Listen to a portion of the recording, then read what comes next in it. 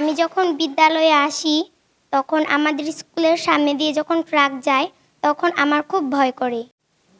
আমরা বেশ কয়েকবার ছাত্রছাত্রীকে নিয়ে এই ট্রাক বন্ধের জন্য হাত ধরে দাঁড়িয়ে গেছিলাম রাস্তার মাঝে। তখন ওরা বন্ধ রাখে, সাময়িক বন্ধ করে প্রতিশ্রুতি দিয়ে যায় যে না আমরা ৯টা থেকে ৪টা পর্যন্ত আর চালাবো না। পরে দেখা যায় ১ দিন বা ২ দিন অফ যায়, তারপর আবার পরবর্তীতে সেটাই চালায়। তে বাচ্চারা খুবই বিব্রতিকর একটা পরিস্থিতির সৃষ্টি হয়। যে কোনো অভিভাবক বলে আপনারা এভাবে ওদের নিয়ে দাঁড়ান, এতে তো আমার বাচ্চাদের উপর দিয়ে উঠায়ও দিতে পারে। এরকমও বলছে কিছু অভিভাবকরা। আবার কিছু অভিভাবক এসে বলছে যে না এটা তো ঠিকই আছে। উনাদের পজিশনে উনার ঠিকই আছে। আর আমার মনে হয় যে এই বাচ্চাদের যে অবস্থা, ওরা যে ধুলার বন্যার মধ্যে থাকে, এদের ব্রঙ্কাইটিস হয়ে যাবে। যখন আমি বিদ্যালয়ে আসি তখন ট্রাক যায়, আমার অনেক ভয় করে।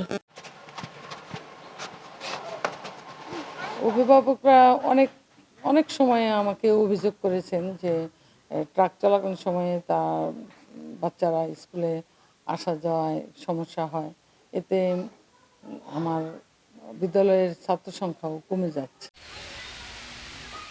আসসালামু আলাইকুম। আপনার মাধ্যমে আসলে এই খবরটা আমি জানতে পেরেছি যে এই প্রাথমিক বিদ্যালয়ের পাশে বালু গদি স্থাপন করে সেখানে দিনের বেলায় পরিবহন করে বাচ্চাদের ক্ষতিগ্রস্ত করা হচ্ছে। তো আমি খুব শীঘ্রই এখানে ব্যবস্থা গ্রহণ করব।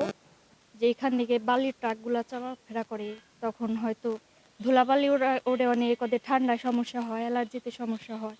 তারপর দেখা গেল ওরা দৌড়াদৌড়ি করে বা খেলাধুলা করে, তখন একটা গাড়ি ওদের সাথে পায়ের উপর দিয়ে গেল বা ধাক্কা লাগলো, তখন একটা অ্যাক্সিডেন্ট হইতে পারে।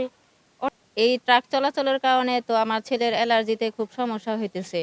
আমার ছেলে যেমন আমার কাছে প্রিয়, সেই ক্ষেত্রে এই স্কুলের সব বাচ্চারাও আমার কাছে প্রিয়, আমার সন্তানের মতোই।